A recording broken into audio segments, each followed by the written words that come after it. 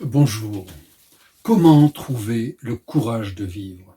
Comment faire face à la souffrance, à la culpabilité, à la peur, à l'anxiété qui fait partie de notre monde actuellement, à la mort qui rôde? Comment développer aussi ce que la vie nous confie d'accomplir et qui nous fait peur parce que c'est l'inconnu et nous ne savons pas si nous serons capables de le faire? Eh bien, je l'ai évoqué dans une précédente vidéo, je vous ai présenté ce que la logothérapie de Viktor Frankl appelle le pouvoir de défi de l'esprit. Cette capacité rebelle en nous qui est capable de dire non et qui est capable de dire oui. Le pouvoir de défi de l'esprit. Alors, comment développer ce pouvoir qui est en nous, qui fait partie de notre nature profonde? Valentin Husser, je suis logothérapeute. Mais je voudrais vous prévenir, dans cette vidéo, je ne vais pas vous faire un cours de logothérapie. Je vais plutôt vous faire un peu de valentinothérapie, pourrait-on dire, bien humblement et avec un peu d'humour, d'autodérision. Je vais vous présenter ce que j'ai compris, ce qui m'a aidé moi et ce qui a aidé différentes personnes avec lesquelles j'ai travaillé à accomplir leur destinée singulière, car c'est ce que nous recherchons. C'est un sujet très vaste et très profond, je vais être très succinct, je vais vous en dire simplement quelques mots, et déjà dans un schéma général. Dans notre vie, tout va bien, qu'à un cas on avance, et tout d'un coup il y a un choc. Il y a un choc, c'est la première étape. Une vie qui se casse, une illusion qui se perd, la découverte en fait que je ne suis pas celui que je croyais être. C'est très douloureux. J'étais dans une illusion de moi-même. Dans une illusion, nous y sommes, et Platon nous l'a déjà bien présenté, nous a averti à ce sujet depuis très longtemps, depuis l'Antiquité. L'homme vit dans une illusion, et à un moment donné, la vie le rappelle. Il y a un rappel de soi, qui va nous permettre de nous dire « Tiens, qui suis-je et qu'est-ce qui se passe ?» Et à ce moment-là, il va y avoir des prises de conscience. Il y aura une perte de sens dans ce choc, dans cette perte de ce que je croyais être, et on va arriver à réveiller en nous la volonté de sens, la volonté de me dire « je veux chercher le sens ». Voilà, une prise de conscience. Prise de conscience dans nos événements, dans notre histoire, personnelle ou passée, parfois bien lointaine, et je vais me demander quelle est ma part et quelles sont mes réactions. Comment je vais observer ce que sont mes réactions dans ma part dans la vie. Et ça va être une étape importante où je vais m'apercevoir de mes conditionnements. Nous sommes conditionnés, nous sommes manipulés par nos habitudes.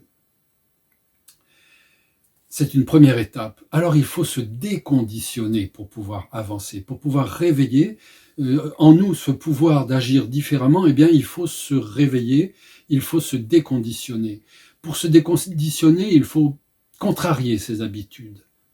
Contrarier des habitudes physiques, contrarier des habitudes psychiques, contrarier des habitudes sociales, contrarier des habitudes intellectuelles. Il y a plein de méthodes à partir de là qui vont nous permettre de découvrir notre liberté de sens. C'est-à-dire que je suis capable de mobiliser quelque chose en moi qui me parle plus intimement de ce qui est le vrai sens de ma vie. Là, c'est la source du pouvoir de défi de l'esprit. Et pour ça, il faut renoncer à sa zone de confort, donc il faut mettre en place un certain nombre de choses dont on pourra parler. Et puis ensuite, il faut se laisser inspirer. Après le déconditionnement vient l'inspiration. L'inspiration qui va se faire à la rencontre des êtres qui nous ont précédés, des êtres inspirants. Il y en a, il y a des modèles, je peux en citer quelques-uns qui pour tout le monde sont des modèles, des horizons et des personnalités remarquables. Nelson Mandela par exemple,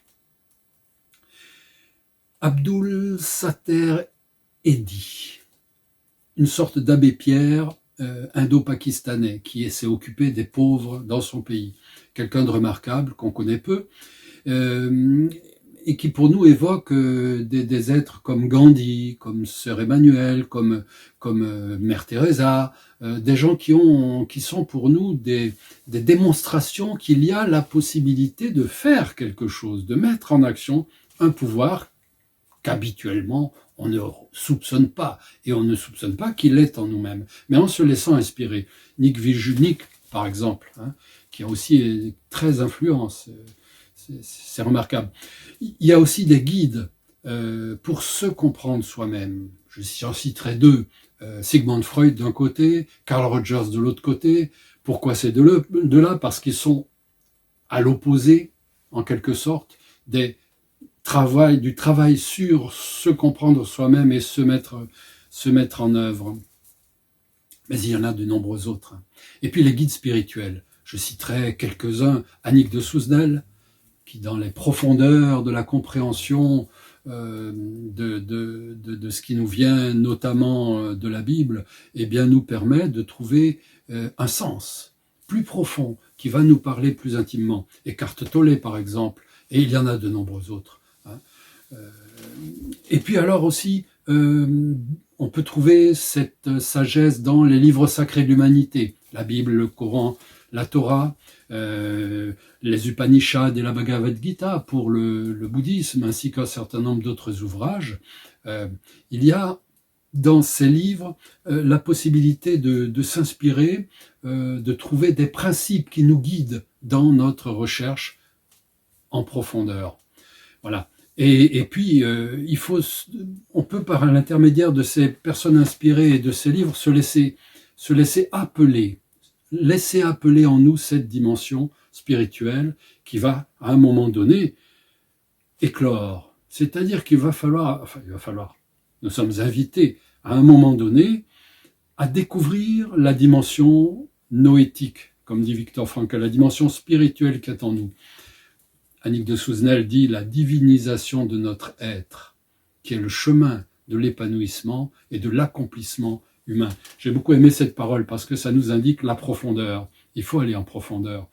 Et à partir de là, à un moment donné, on va avoir la volonté qui va se réveiller, la volonté d'agir, la volonté de faire de soi quelque chose. Peut-être atteindre la meilleure version de soi-même, comme on dit maintenant. Ça, c'est très inspirant. Et puis alors, on va à partir de là agir, mettre en œuvre des nouvelles procédures, des nouvelles actions, des nouvelles manières de vivre la vie, des nouvelles manières de faire les choses.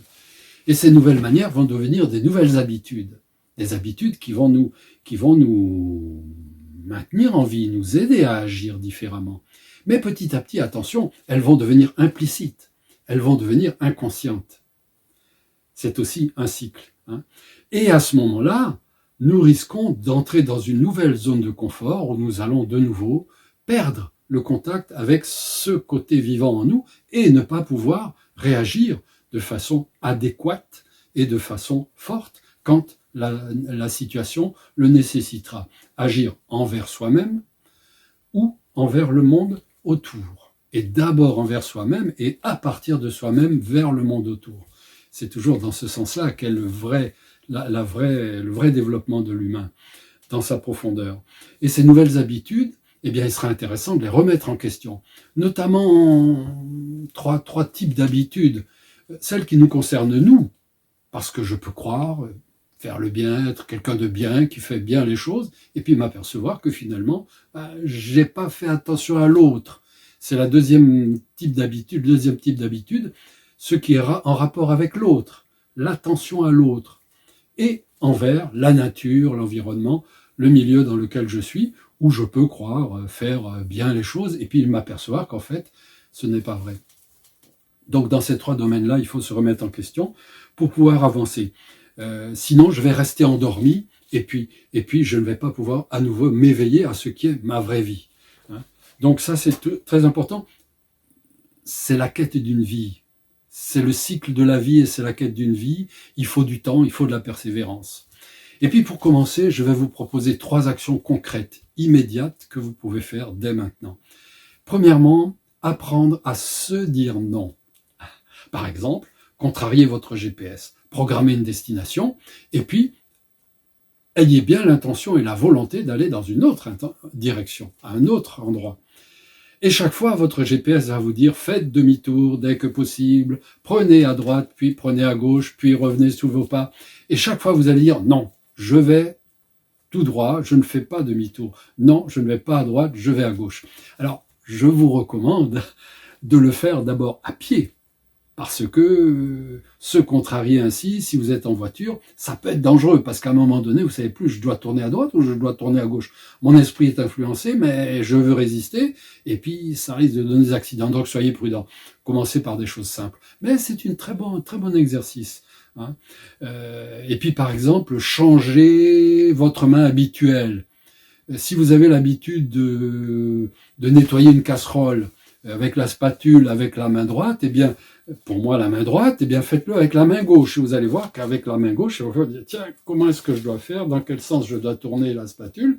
Alors qu'avec la main droite, ben, ça va tout seul, vous avez l'habitude. Vous voyez? Donc, contrariez quelque chose en vous, pour des choses simples et sans danger, pour pouvoir vous apercevoir de ce qui vous conditionne. Et puis, vous entraîner à résister à soi-même. C'est tout simple. Enfin, c'est tout simple. Il faut le faire. Et puis aussi peut-être commencer à lire des livres que vous n'avez pas l'habitude de lire. Des livres inspirants, peut-être, de ces auteurs que j'ai signalés tout à l'heure et de quelques autres.